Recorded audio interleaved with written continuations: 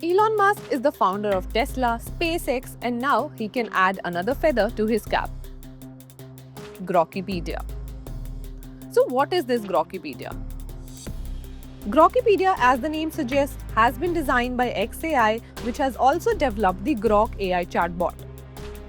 And the company has positioned it as a direct rival to Wikipedia, the world's most visited online encyclopedia. The project marks Musk's latest attempt to challenge mainstream platforms he deems politically biased.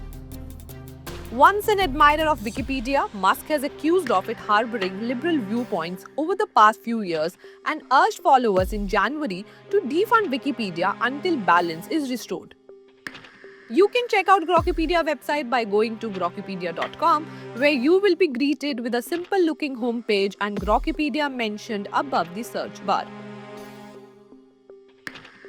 When you search for a topic, the platform gives you multiple options that you can click and get information for.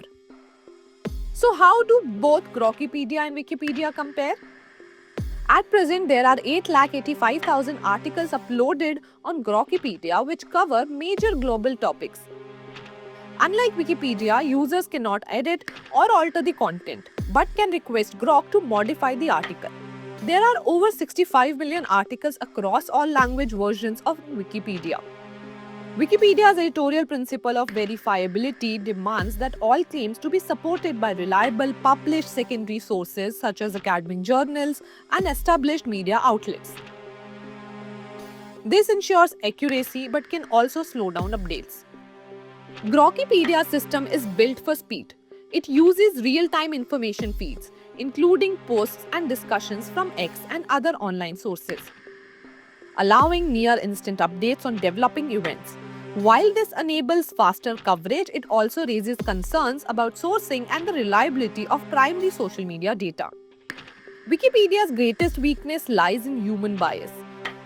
Editorial disputes, ideological differences, and uneven representation of perspectives can affect content neutrality.